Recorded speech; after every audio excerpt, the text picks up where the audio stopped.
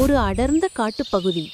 அங்கே பலவிதமான மரங்கள், பூக்கள், செடிகள், பறவைகள் என எல்லாம் அழகாக இருந்தன. இந்த அழகான காட்டில் ஒரு பெரிய எறும்பு புற்றும் இருந்தது. அந்த புற்றில் நிறைய எறும்புகள் சந்தோஷமாக வாழ்ந்து வந்தன. அந்த புற்றில் இருந்த 2 எறும்புகள் தான் நம் கதையின் நாயகர்கள். ஒருத்தி சிட்டு. சிட்டு மிகவும் புத்திசாலி, சுறுசுறுப்பு, எந்த வேலையையும் பொறுமையாகவும் விடாமுயற்சியுடனும் செய்வாள். இன்னொருத்தி மல்லு. மல்லு மிகவும் சோம்பேறி, எந்த வேலையையும் செய்ய விருப்பமில்லாமல் நாள் முழுவதும் ஓய்வெடுத்து கொண்டே இருப்பாள். கோடைக்காலம் முடிந்து மழைக்காலம் தொடங்க இன்னும் சில நாட்களே இருந்தன. காட்டின் தலைவர் எறும்பு, நண்பர்களே, மழைக்காலம் நெருங்கிவிட்டது. எல்லோரும் மழைக்காக உணவு சேகரிக்க ஆரம்பியுங்கள். இப்போதைய உழைப்புதான் மழைக்காலத்தில் நமக்கு உணவைத் தரும். நாளை இன்று தள்ளி போட வேண்டாம் என்று அறிவித்தது. சிட்டு தினமும் விடியற்காலையிலேயே எழுந்து தன் நண்பர்களுடன் சேர்ந்து உணவு தேடிச் செல்லும். ஒரு நாள் சிட்டுவுக்கு ஒரு பெரிய கோதுமை தானியம் கிடைத்தது. அந்த தானியம் சிட்டுவை விட 3 மடங்கு பெரியதாக இருந்தது. அதை எடுத்துச் செல்வதற்கு சிட்டு மிகவும் சிரமப்பட்டது. அந்த வழியில் வந்த மல்லு சிட்டுவை பார்த்து சிரித்தது. ஏய் சிட்டு, நீ எவ்வளவு முட்டாளாக இருக்கிறாய்! இந்த சின்ன உடம்பை வைத்துக்கொண்டு அவ்வளவு பெரிய தானியத்தை இழுத்து செல்கிறாயே, உன் புத்திசாலி எறும்புத்தனம் எங்கே போயிற்று? அதை கீழே போட்டுவிடு, உன்னால் முடியாது என்று கேலி செய்தது.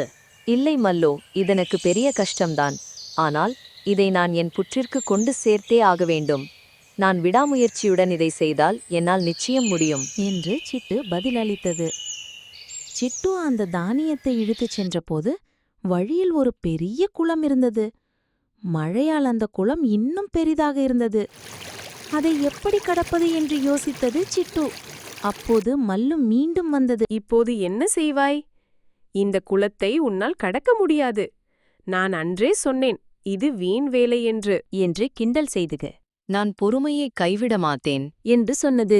அது யோசித்து குளத்தின் அருகில் இருந்த ஒரு உலர்ந்த இலையை எடுத்து தானியத்தை அதன் மேல் வைத்தது. அந்த இலை ஒரு சிறிய படகு போல மிதக்க தானியத்துடன் சேர்ந்து மறுபக்கத்திற்கு சென்றது. இந்த நிகழ்வுகளை பார்த்து மல்லு ஆச்சரியப்பட்டது.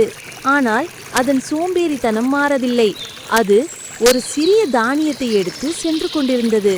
ஆனால் வழியில் ஒரு சிறிய கல்லு வந்தபோது அது தானியத்தை கீழே போட்டுவிட்டு, என்னால் முடியவில்லை, இது ரொம்ப கஷ்டம் என்று சொல்லிவிட்டு ஓய்வு எடுக்கச் சென்றுவிட்டது.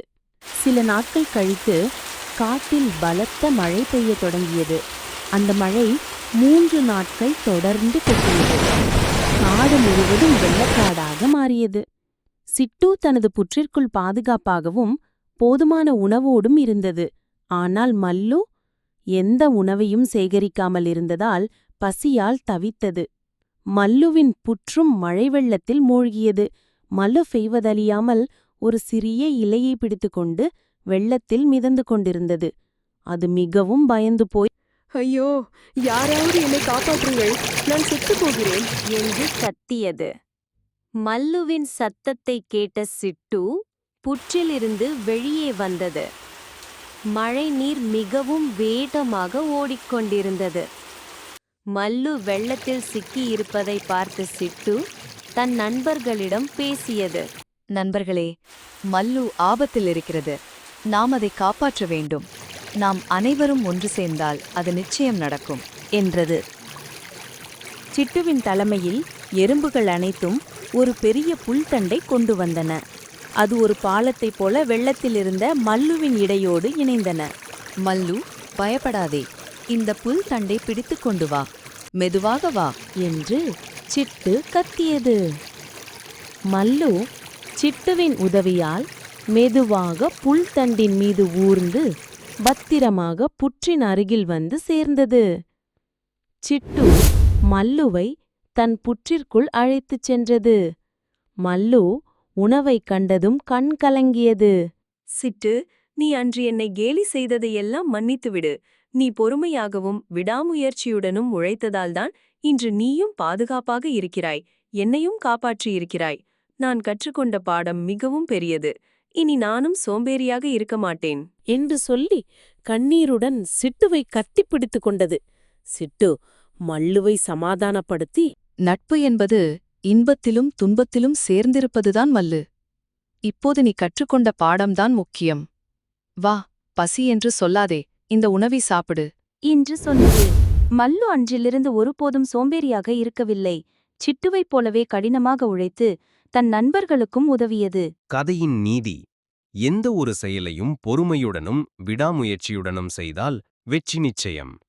அது மட்டுமல்லாமல், நமக்கு ஒரு நல்ல நண்பன் தேவை என்றால் நாம் முதலில் ஒரு நல்ல நண்பனாக இருக்க வேண்டும்.